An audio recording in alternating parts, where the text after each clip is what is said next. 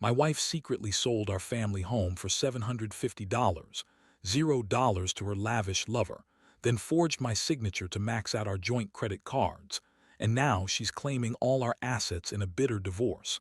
I never saw it coming. I never thought I'd be the guy sitting here telling a story about how my wife, Lisa, completely tore my life apart, but here I am. It all started with what seemed like a normal day, nothing out of the ordinary. We'd been married for 8 years, and honestly I thought we had a good thing going. She was beautiful, ambitious, and always seemed to have her act together. But looking back, there were tiny signs, little things I brushed off. She was more secretive with her phone, sometimes stayed out late saying she was working late, and her attitude toward money started to shift. The first real red flag came about 2 months ago. I noticed she was more aggressive about spending, pushing for bigger vacations and designer clothes. She'd say it's just a little shopping, but I caught her sneaking around on the bank app more than once. I didn't think much of it at first. I figured she was just stressed or maybe trying to impress her friends. But then her attitude changed. She started lying about where she was going, claiming she was at work when I'd see her car parked outside her friend's house, or she'd say she was meeting a client. But I'd find out she was with some guy named Jake, her business partner. She called him. I didn't want to believe she was cheating on me. I mean, we had our issues, sure, but I never thought Lisa would do something like this. Still, I noticed her phone was constantly in her hand, and she'd hide it when I entered the room. She became defensive whenever I asked about her whereabouts, and her stories started to fall apart under scrutiny. The worst part, I caught her in a lie one night. I was looking for my keys and saw her phone open on the table with a message from Jake that said, "Can't wait to see you tonight, babe." I froze. My stomach dropped. That's when I knew this wasn't just an affair, it was serious. They were meeting regularly, probably for sex, and she was lying to my face about everything. I felt like I'd been punched in the gut. My mind was racing. How long had this been going on? How could she lie so convincingly? She always told me she loved me, that I was her everything. But then I saw her in action, texting him while I was sitting right next to her, acting like she was just scrolling through Instagram. I couldn't believe I'd been so blind. That night I stayed up late, going through her messages, her social media, even her emails. I found pictures of her and Jake, some taken in our house in our bed with her wearing my shirt. That was the moment I knew I had to confront her. When I finally brought it up, her reaction was everything I expected and nothing I expected. She looked me dead in the eye, smirked, and said, "You're overreacting. It's just sex and it doesn't mean anything. You're just paranoid like always." She spun this story about how I was neglecting her, how I didn't pay enough attention. She said I was controlling and that she needed excitement. I was furious, but I kept my cool, knowing that losing my temper wouldn't help. I told her I knew about Jake, that I had proof. She just shrugged and said, "You're crazy. You're always accusing me of stuff I didn't do. Maybe I deserve better than this marriage." That's when I realized I was dealing with someone who had no remorse, no shame. The emotional impact hit me hard. I felt betrayed, humiliated, and angry all at once. I'd trusted her with my life, with our house, with everything. And she was out there with some guy, lying to my face every day. I kept replaying her words, her smirk, her lies, and I wondered how I missed all the signs, how I'd been so blind to her manipulation. It was like my whole world was crumbling and I didn't know how to fix it. I felt numb, but deep down I knew I couldn't let her get away with it, not without a fight. So I decided then and there, if she thought she could just cheat, lie, and walk all over me, she was dead wrong. I'd find a way to turn this around. I didn't know what that looked like yet, but I knew I wasn't going to let her destroy me. Without a fight, I had to figure out what she was hiding, how deep her betrayal went, and most importantly, what I was going to do about it. That's where I am now, trying to piece everything together while keeping my head straight. And trust me, it's not easy. After discovering the truth about Lisa and Jake, I felt like I'd been hit by a freight train. My mind was racing, my stomach was in knots, and I couldn't believe how deeply I'd been played. I spent the next couple of days in a fog, trying to process everything, trying to hold it together for the sake of our life. But inside, I was boiling with rage. I couldn't sleep, couldn't eat. Every time I closed my eyes, I saw her with that smirk, lying to my face. Every time I looked at our house, I felt this sick twist in my gut knowing she'd sold it behind my back and was out there sneaking around with some guy. I knew I had to confront her again, but this time, I wasn't going to do it without a plan. I started digging deeper, going through her bank statements, her email history, her social media. What I found was worse than I'd imagined. Turns out she'd been secretly selling our assets, our family home, for example, without telling me. I found the listing online, the sale to some wealthy guy for $750, $0. She had forged my signature on the paperwork. I felt like I'd been punched in the stomach all over again. How could she do this? How could she take everything we built and sell it off like it was nothing? That's when I realized her lies weren't just about the affair, they were about everything. She lied about the money, about her plans, about her feelings. She'd completely taken control of our finances, maxed out our joint credit cards, and used our shared assets to fund her secret life. The house was gone, and she was claiming she did it for our future, but I knew better. She'd been planning this probably for months, maybe longer. I couldn't just sit back and let her get away with it. I needed to act fast. I contacted a lawyer, explained everything, and started to build a case. I wanted all the evidence of her forgery, her secret sales, her financial manipulation. She'd lied so much I couldn't trust anything she said anymore. I also hired a private investigator, someone I could trust, to follow her. I needed to see exactly what she was doing, who she was meeting, and how deep her deception went. Meanwhile, Lisa was still acting like everything was fine. She continued to lie, to spin stories about how I was crazy, how I was overreacting. She told everyone I was paranoid, jealous, and controlling. She even accused me of sabotaging her career, which was ridiculous. I knew her game now. She was trying to make me look unstable so I wouldn't fight her on the assets or the divorce. But I wasn't falling for that anymore. I had proof, screenshots, bank statements, the listing for the house, forged signatures, that she couldn't deny. The day I found out about her selling the house, I felt a mixture of heartbreak and fury. That house was our home, our memories, our life. And she'd just given it away to some stranger for her own selfish reasons. The worst part, she was still telling me she loved me, still pretending to be the wife I thought I knew, but I saw through her now. She was a liar, a manipulator, and a thief. All I wanted was to get out of this mess with some dignity and tact, but I knew that wouldn't be easy. That night, I sat alone in what used to be our living room, staring at the empty space where the TV used to be, thinking about everything we'd lost. I felt like I'd been betrayed by the one person I trusted most in the world. How could she do this? How could she lie so convincingly, cheat so blatantly, and then turn around and claim she was the victim? It was like I'd been living in some nightmare I couldn't wake up from. I wanted justice.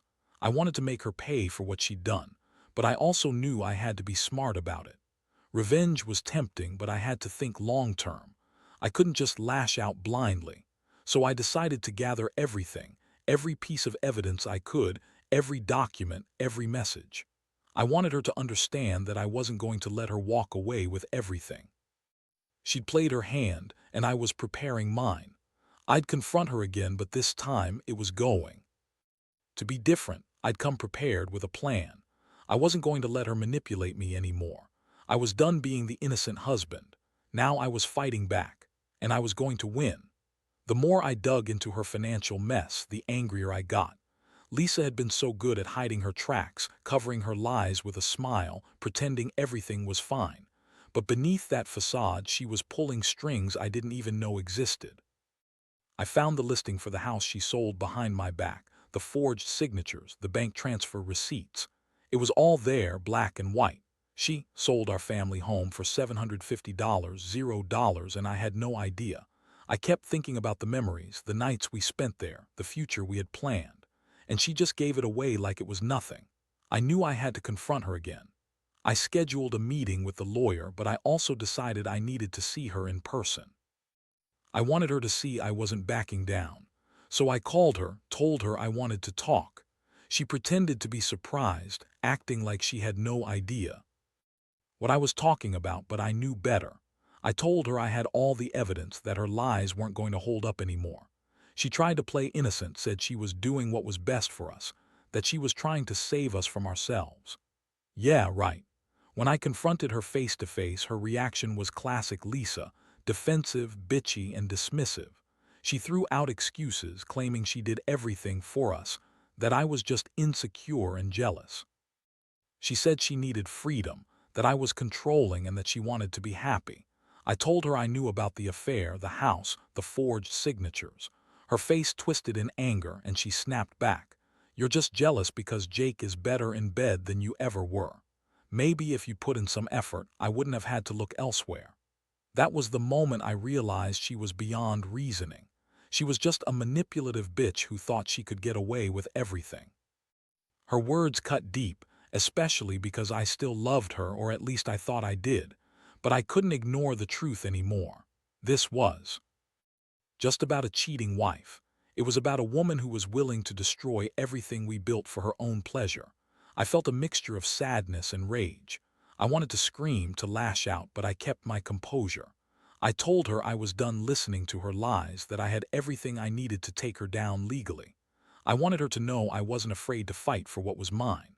That night, I sat alone in the dark, replaying everything she said and did. The betrayal was overwhelming. I felt humiliated, angry, and heartbroken all at once. How could she do this? How could she lie so convincingly, cheat so blatantly, and then turn around and claim she was the victim? It was like I'd been living in some nightmare I couldn't wake up from. I wanted justice. I wanted to make her pay for what she'd done. But I also knew I had to be smart about it. Revenge was tempting, but I had to think long-term. I couldn't just lash out blindly. So I decided to gather everything, every piece of evidence I could, every document, every message. I wanted her to understand that I wasn't going to let her walk away with everything. She'd played her hand, and I was preparing mine. I'd confront her again, but this time it was going to be different. I'd come prepared with a plan. I wasn't going to let her manipulate me anymore. I was done being the innocent husband. Now I was fighting back, and I was going to win. The days that followed were a blur of planning and anger. I couldn't sleep properly, my mind constantly circling back to everything Lisa had done. The house was empty now, sold, gone, replaced by an uncomfortable silence that felt like a punch in the gut every time I looked around. I knew I couldn't let her get away with it. I had to act fast before she drained every ounce of what was left of our lives. I finally sat down with the lawyer, showing him all the evidence I'd gathered: photos of the house listing, forged signatures, bank transfer receipts, even her secret emails with Jake. The lawyer was furious. He told me I had a strong case for fraud, breach of contract, and even theft. We immediately filed for an injunction to freeze her assets and prevent her from moving any more money around. It was a start, but I knew I needed more. I had to get ahead of her, find out what she was planning next. Meanwhile, I hired a private investigator, someone I trusted to follow her and report back. I needed eyes on her because I suspected she was planning to hide or transfer more money, maybe even try to leave the country. The pie confirmed my suspicions. Lisa was meeting with some shady characters, trying to liquidate what little was left of our assets. I felt sick, knowing she was doing all this behind my back while still pretending everything was fine. One night I decided to confront her again face to face. I told her I knew everything: the sale of the house, the forged signatures, her affair with Jake. She looked at me with that same bitchy smirk and said, "You're overreacting. This is all just a misunderstanding." I did what I had to do for us. I lost my temper then. I told her she was a liar and a thief, that I had proof, and I wasn't going to let her walk all over me anymore. Her eyes flashed with anger, and she shot back, "You're just a jealous, insecure ass. I don't owe you anything. I'm leaving, and there's nothing you can do about it." That was the breaking point. I realized she had no remorse, no intention of stopping her manipulative ways. She was trying to turn everything around on me, make me look like the crazy one, but I knew the truth. I was done playing her game. I told her she could leave if she wanted, but I was going to fight her for everything she'd taken: our assets, our home, anything left of what we had. I told her I'd see her in court, and I was prepared for a long, ugly battle. I felt a strange mixture of relief and dread. Relief because I finally had some clarity, some proof, and a plan. Dread because I knew this wasn't going to be easy. She was cunning, manipulative, and she'd already proven she'd lie, cheat, and steal to get what she wanted. But I was ready to stand my ground. I wasn't going to let her destroy me, my reputation, or what little dignity I had left. That night I sat alone again, thinking about everything that had happened. The house, the betrayal, her lies, her affair. I felt like I'd been punched in the chest so many times I didn't know if I could breathe. But I also felt a strange sense of clarity. I'd finally taken control. I'd uncovered her secrets and I wasn't backing down. Whatever came next, I knew I had to stay strong and keep fighting for what was rightfully mine. I had to rebuild somehow from this chaos. And I promised myself I wouldn't let her win. The court date was set and I knew I was in for a fight. Lisa's lawyers tried every trick in the book, denying everything, throwing out false accusations, claiming I was the one causing chaos. But I had the evidence and I knew the truth. She had sold the house secretly, forged my signature, maxed out our credit cards, everything. Still, I could see the smirk on her face in court, like she thought she had already won. She always played the victim, crying about how I was controlling, how I abused her emotionally. It made me sick to hear her spin lies to the judge, but I stayed firm. I laid out everything I had, from the bank receipts to the forged signatures, and showed how she'd been manipulating our finances for months. When she tried to claim I was jealous or insecure, I shot back with proof of her affair, her secret meetings with Jake, and her financial deception. The judge listened, and I could see the wheels turning. I felt a flicker of hope. Maybe I could finally get some justice. Meanwhile, Lisa's behavior was getting worse. She was desperate, trying to bribe the pie to stop following her, sending frantic messages to her lover Jake, trying to hide her tracks. I learned she was planning to leave the state, maybe even the country, to escape the fallout. I couldn't let that happen. I worked with my lawyer to file for an emergency injunction, freezing her assets and preventing her from leaving without court approval. It was a tense few days, waiting for the judge's decision, but I knew I had to do everything I could to keep her from slipping away. Finally, the judge ruled in my favor. She ordered Lisa to return the money from the house sale, freeze her assets, and stay within the state until the divorce was finalized. It wasn't a perfect victory, but it was enough to slow her down. I felt relief but also exhaustion. The battle was far from over and I knew she'd fight dirty to get what she wanted.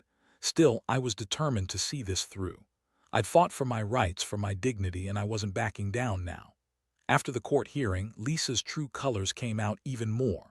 She called me every name in the book, accused me of ruining her life, and claimed I was obsessed with her. She tried to manipulate everyone around her, friends, family, even the court, making herself look like the victim. But I saw through her lies. I knew she was a liar and a thief, and I was finally getting justice. In the aftermath, I felt a strange mix of relief and sadness. I'd lost the house, my marriage, and a lot of trust, but I'd also gained clarity. I realized I'd been blind for a long time, that I'd ignored the warning signs, and that I'd let her manipulate me for too long. Now I was starting over, rebuilding what I could from the ruins. It's painful, but I know I'll come out stronger on the other side. I just wish I'd seen her true nature sooner, but at least now I see her clearly, and I won't let her take any more from me. Looking back, I honestly don't even recognize the man I was before all this mess started. I used to think marriage was about trust, about building something together, but Lisa proved me wrong. She was a master manipulator, lying, cheating, selling our assets behind my back, forging my signature, all while pretending to be the loving wife I thought I knew. I still feel the sting of betrayal every day, but I also feel a strange sense of relief. I finally know who she really is, and I refuse to be a victim of her lies anymore. Getting through the divorce has been one of the hardest things I've ever done. There were moments I wanted to give up, to just walk away and forget everything. But I knew I couldn't.